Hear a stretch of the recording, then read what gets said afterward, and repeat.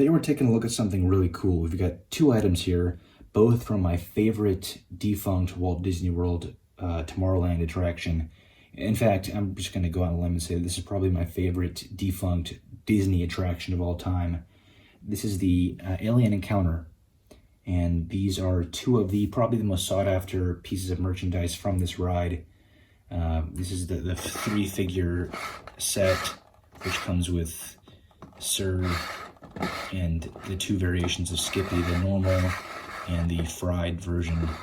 And this is the actual alien, which is kind of encased in there. You can't really see it. I'm going to open it later, and I'm only going to do that because it's already been opened before. This one has not. I'm going to leave that in there, but I do have this one out just to show you what kind of material it is and what the articulation is like. But this is this was a great ride. I think it was ahead of its time, and I do wish they'd bring it back, specifically because there is nothing sitting in that Tomorrowland space in Magic Kingdom. There's nothing in there, and there hasn't been any plans released to the public of what they might do with that space. I think they need to bring this show back, especially with the boost that Tomorrowland's getting right now. It would kind of be the perfect time to do something with that.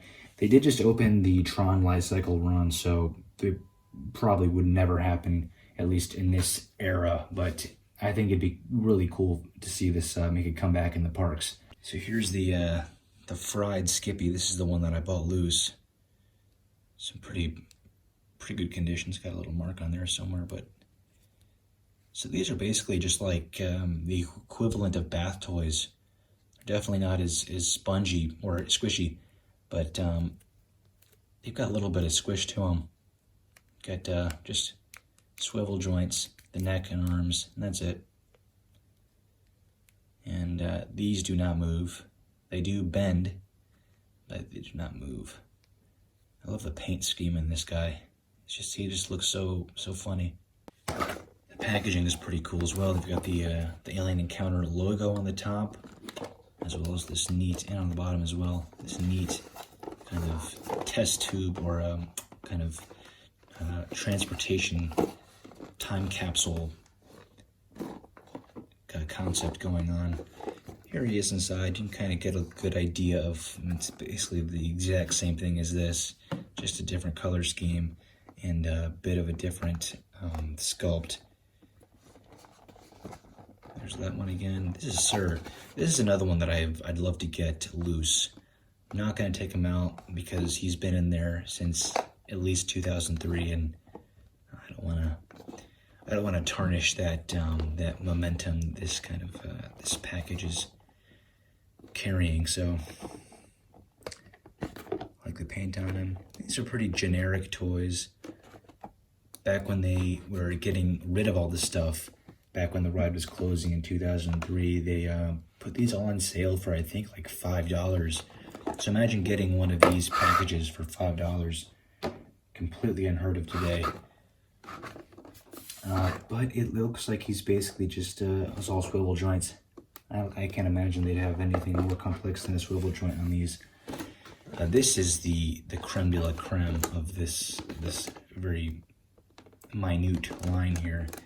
It's the exact same thing, the Alien Encounter logo on the bottom and the top. And the packaging on this guy is really, really neat. You've got the artwork on the front, as well as the mechanical design on the side. There's the barcode. And the description. Does this one have a description? I don't think it does. No, it doesn't. This is the cool one, though. This is the one that is definitely worth taking a look at if you can find it. The XS Tech, the galaxy's leader in innovative technology, attempts to test their new interplanetary transportation system. The corporation with the motto "Sees the Future with XS" accidentally teleports a fearsome alien beast into the auditorium of the Tomorrowland and Planetary Convention Center. The guests soon find themselves in the middle of a terrifying alien encounter. Caution, not recommended for children under 3 years of age. May contain small parts which represent a choke after. Okay, never mind all that. There's the packaging, and again, I'm opening this only because it's already been opened, and there's no other way to see what this figure looks like other than opening it.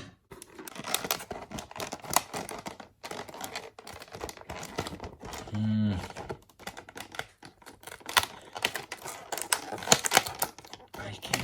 don't recall if this was ever removed or not. I don't recall, because this tape is all still on there. Oh, I do want to get him out though. This is really neat. Heck yeah. Oh look, there's an opening on this side. I guess he was taken out. You know what? Heck it.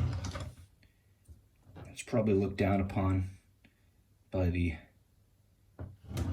highest degree, but I'm gonna take him out. Ah, this is so cool. This guy has got some serious joint action going on. This would be so cool to create a look at this. He's got a bendable tail down here. Look at that. That is really neat. I'll just kind of show you. The paint in this guy is just so nice. It's got these wings in the back that kind of have this soft rubbery feel. It's got the swivel head with these soft horns on the top. It's got a soft, kind of a soft head as well. We'll just start from the top and work our way down. His arms up here, swivel up and down. That's all they do though. His pinchers swivel up and down, but also swivel inwards on this really neat joint. They do not close. They don't do that, but they do have two different points of articulation. And then these ones move up and down as well. But that's all. And these ones have the exact same ones as these do, with the joint up here, and then a swivel joint up there at the hip. He doesn't really stand, but it's okay. That's so cool. Unfortunately, his clawed arms don't extend all the way out, but you know, it's what it is. It doesn't matter. They did make a big version of this guy, like a big stuffed version that had like a big rubber body, and then was full of like stuffing. I'd love to get one of those. I've been looking for one of those for months. Like a big version of this is exact design. It was just large, and like it was like kind of like a stuffed animal with wire in the arms, I believe. But this is just so cool. That's so cool. If you could look at the paint and sculpt on this, look at the details in his arms. It's kind of like this grotesque alien, scaly, bubbly skin texture. The face, which is scary, but it's not that scary. But I can imagine what a full, like, kind of 15-foot animatronic. I can imagine how that'd be pretty terrifying, especially since an animatronic version of this would definitely have lots of other effects on it, like slime and glowing eyes and moving jaw and everything. And that's just really, really neat. I love this feature down here with the movable tail. He does kind of have a joint here in his tail, but that doesn't really do much. Doesn't really serve a purpose. And these little arms here don't really do anything either. They're just there for aesthetic. Cool. Just cool. I'm gonna see if I can get him to stand inside of his little platform. There we go. There he is, and there's Skippy. Let me come back just a tad.